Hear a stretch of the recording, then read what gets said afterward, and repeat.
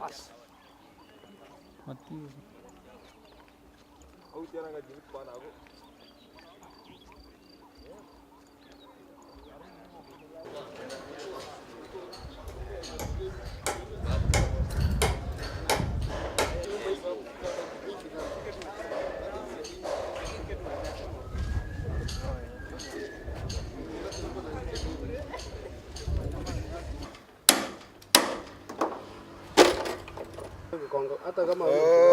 Ni mimi nataka na mniweke live.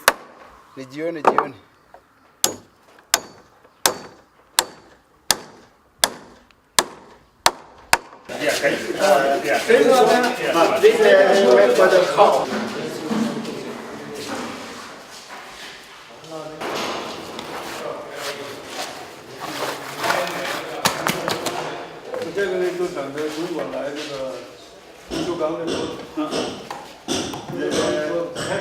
The many people still less. This wait for the call go.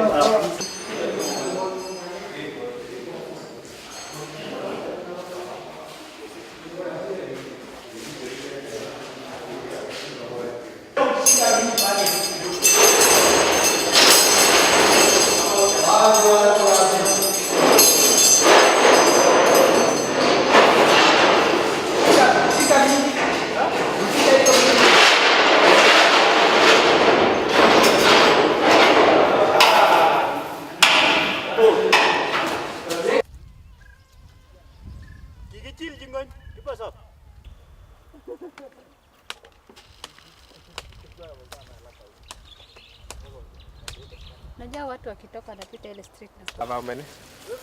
We are 500. 500.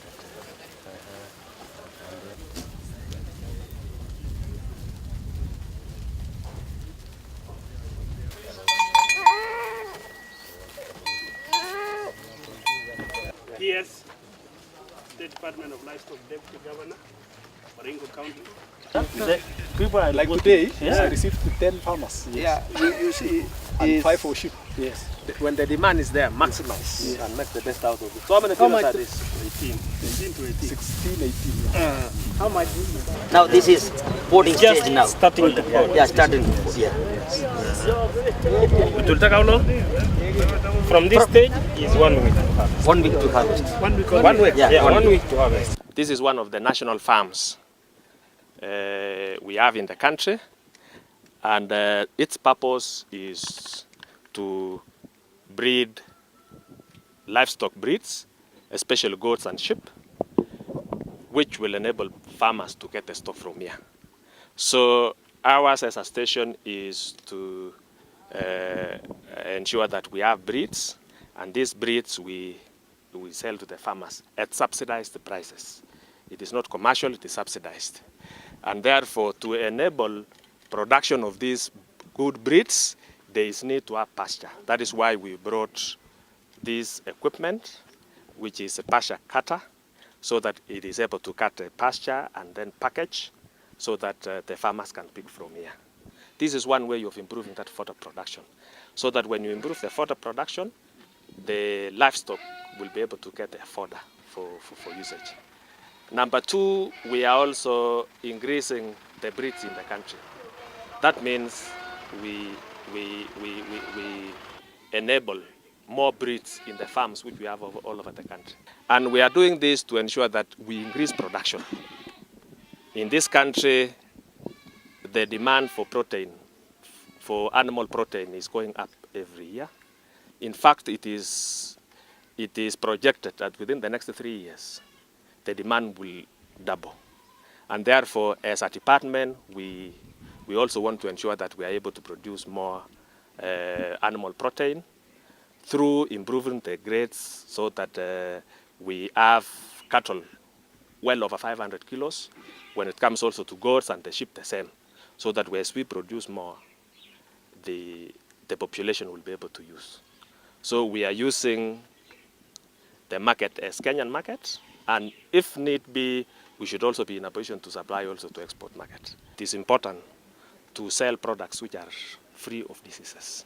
We want to be sure that the animals we are selling are free of diseases. That is why we are creating those disease-free zones.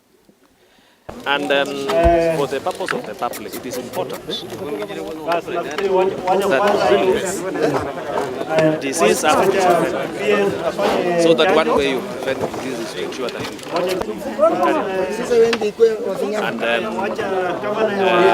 and the ministry is urging, the national government is urging the county governments to ensure that they have programs of continuous vaccination, timely vaccination, so that we don't only vaccinate when there's a problem. We should vaccinate because we want to prevent diseases. So management of diseases is very important, and therefore I'm calling upon our officers to be at the top of things, to ensure that they advise farmers accordingly, so that they are able to vaccinate their animals as required. When we do that, it means we will be reducing occurrence of diseases in the country. We've always bought animals from farmers, but we are encouraging farmers to really also to be proactive. They don't have to wait for dry season so that they can dispose of their animals. But the future for the government is that we want to enable farmers to be resilient when it comes to pastoralism. In terms of, we should be prepared to grow fodder during the during the rainy season, and then we store. That is why we have in this farm, we have a very big store. During the rainy season, we expect the farm to harvest the pasture so that they store for the dry season. And this is the message I want to give to all pastoralists, that when the rains are there, we make use of the rains. We should also be able to project that we require pasture during the dry season. And that is why we are encouraging people to plan and plan well.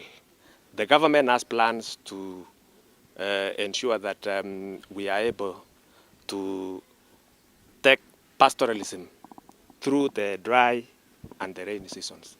And there are measures which have been put in place, and very soon you will be informed about the kind of programs we will have. And our campaign has always been to improve the area under pasture. And there are quite a number of farmers who've done so. And I think we can say the major incapacitation mostly has been maybe when you produce so much grass, some might go to waste as a result of maybe it cannot be consumed. But for this, it's going to give the farmer an opportunity to be able to sell some to those who are in need. And I can say that also in the livestock sector, as a county, our objective is in the improvement of the livestock by keeping good quality breeds. It's also going to go a long way in solving the problem of the rustling, the cattle rustling which we have. So our focus will be maybe keeping high quality animals as opposed to many.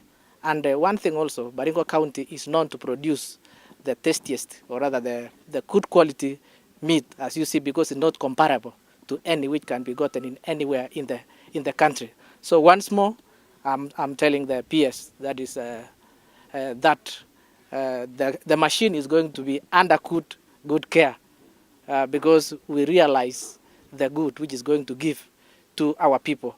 And we say once more that we need you to be also near so that you can supplement also our efforts as far as the improvement of the livestock sector is concerned.